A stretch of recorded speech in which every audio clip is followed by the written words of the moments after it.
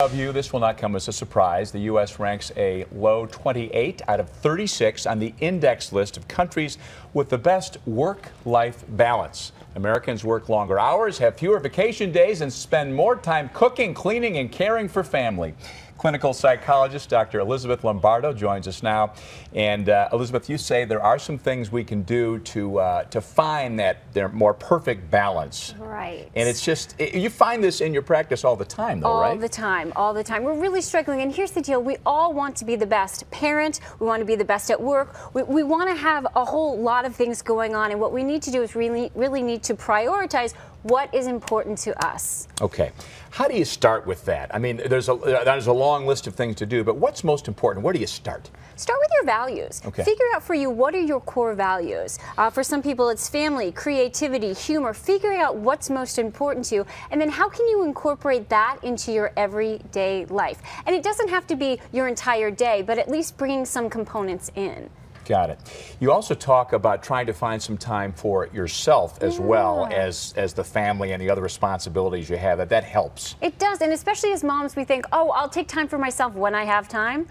That never happens, right? So really prioritizing that time, and it doesn't make you self-centered. It allows you to be much more effective at work, with your kids, with your husband, and everything else. You also talk about it's important to sort of take a step back and be proud of what you have accomplished and not always be yearning for something more. We're so focused, I call it if-only syndrome. So if only I achieve this, then I'll be happy. We're so focused on what the next thing is.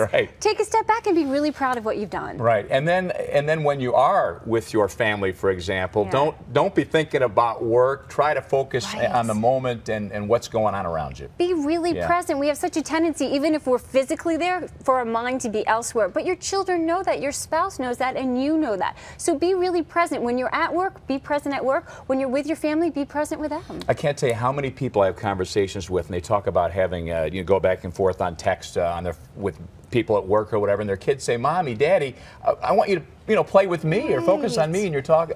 And I think we all do a little bit of that. So we need to be aware. Yeah, to be aware, because we think, oh, they're not going to notice. They notice, and they internalize it. They don't consciously internalize it, but they internalize it to mean work is more important than me. Put your phone down. It's going to be there when you get back. Exactly. And you say, too, it's important to make sure you don't micromanage everything. You don't have to be perfect. Right. It doesn't have to be perfect. If your husband is loading the dishwasher not exactly the way that you do it, that's okay. Celebrate the fact that he's loading it. Just loading it should be enough. So great. Cheer him on. Tell him how great he looks when he loads that dishwasher. He's going to keep doing it. But that is part of it, right? I mean, you've written a book about that, right? Yeah, so the next book that's coming out, it's called Better Than Perfect, 7 Strategies to Crushing Your Inner Critic and Creating the Life You Love. And we're such a perfectionistic society. Be better than perfect. Let it go and embrace what you have.